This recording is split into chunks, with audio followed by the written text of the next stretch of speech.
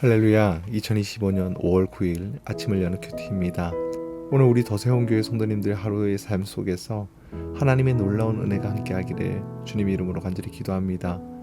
오늘 우리가 함께 볼 아침을 여는 큐티 본문은 창세기 42장 26절에서부터 38절까지 말씀을 함께 우리가 묵상하고자 합니다. 오늘 요셉의 형제들은 애굽에서 양식을 사가지고 가나안으로 돌아가던 길이었습니다. 그런데 여관에서 하룻밤을 쉬고 나서 자루를 열어보니 놀랍게도 곡식을 사면서 지불했던 비용이 고스란히 들어있었던 것입니다. 돈이 생기면 기뻐해야 하지 않습니까? 방금 전에 마트에서 장을 보고 주머니에 있는 돈을 썼는데 손을 주머니에 넣어보니 다시 돈이 만져진다면 대부분은 좋아할 것입니다. 그러나 형제들은 곧바로 두려움에 사로잡힙니다. 이제 애굽에서 사람들에게 도둑으로 몰리게 생겼구나. 이들은 정탐꾼이 아니라 증명해 왔는데 이 돈은 그들의 결백에 의심하게 만들 상황이 된 것입니다.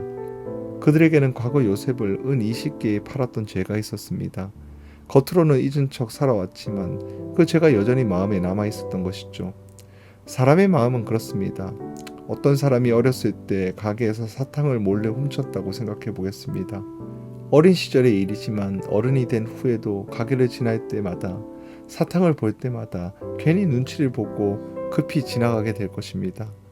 트라우마가 될 수 있는 것이죠. 예배 시간에 너무 졸고 있어서 옆 사람이 걱정스러운 마음에 건네준 사탕을 보고도 마음에 찔릴 수도 있습니다. 누군가에게 말하지 않으면 죄를 숨길 수 있습니다. 그러나 그 양심은 숨길 수가 없는 것이죠. 사랑하는 더세원교회 성도 여러분, 혹시 숨긴 죄 때문에 작은 일에도 불편해하고 있지는 않습니까? 하나님은 우리를 정죄하려는 것이 아니라 자유롭게 하기 위해 빛 가운데로 부르십니다. 오늘 우리는 숨기지 말고 주님 앞에 나아갈 때 두려움이 아닌 하나님의 사랑을 발견하게 될 것입니다. 그리고 이미 두려움에 휩싸여 집으로 돌아온 형제들은 아버지 야곱에게 모든 일을 보고합니다. 시몬이 애굽에 붙잡혀 있고 베냐민을 데려가야 한다라고 말합니다. 그러나 야곱은 단호하게 거절을 합니다. 내 아들 베냐민은 너희와 함께 내려가지 못하리라. 이 모든 과정은 요셉이 형제들을 시험하면서 은혜를 베풀기 위한 계획이었습니다. 실제로 요셉은 그들의 돈을 돌려주는 은혜를 베풀었죠. 그리고 요셉은 그것이 하나님의 은혜를 베푸신 것이라고까지 말합니다. 그러나 이들에게는 그저 두려움의 손길이었을 뿐입니다.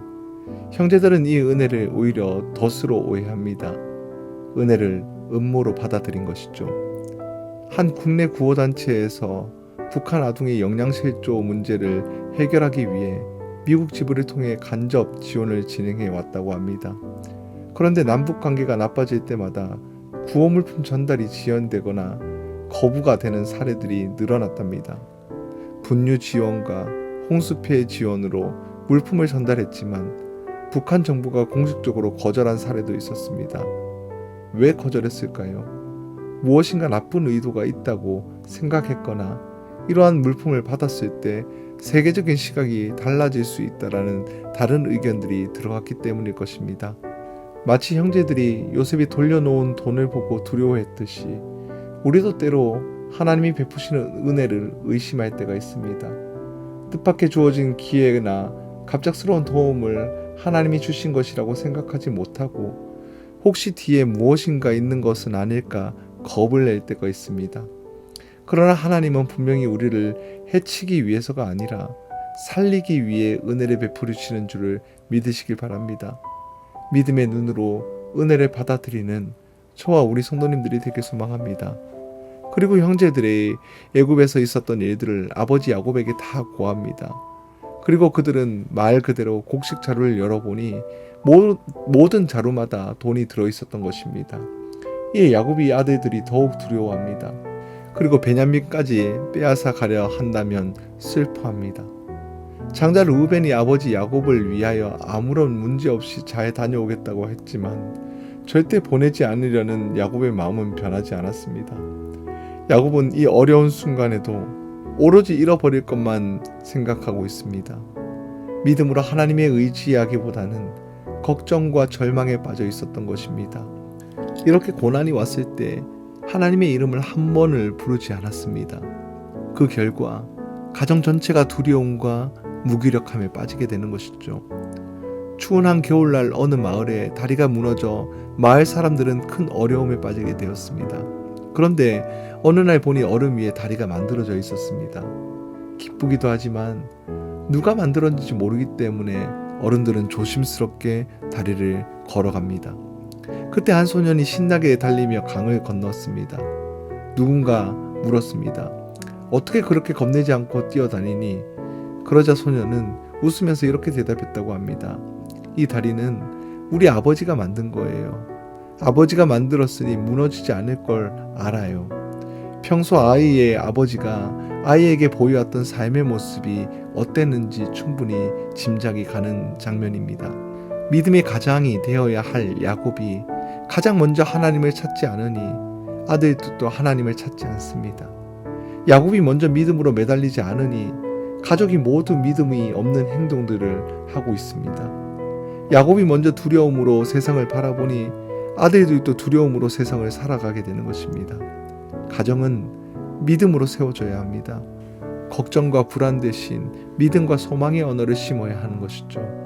가정의 분위기를 살리는 것은 어떻게든 잘 되기만 하면 된다가 아니라 하나님께서 하신다는 믿음인 줄 우리 성도님들은 믿고 나가기를 소망합니다. 사랑하는 더세원교회 성도 여러분, 오늘 말씀을 통해 우리는 세 가지 중요한 사실을 깨닫습니다. 과거의 죄는 시간이 지나도 우리를 붙잡고 있다는 것을, 그러나 하나님의 사랑으로 과거의 죄에서 벗어나야 한다는 겁니다. 오늘 우리에게 두려움이 계속 남게 된다면 하나님의 은혜마저 오해할 수 있습니다.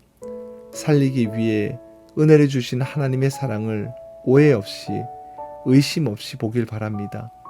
걱정은 가정을 병들게 하지만 믿음은 가정을 살리게 합니다.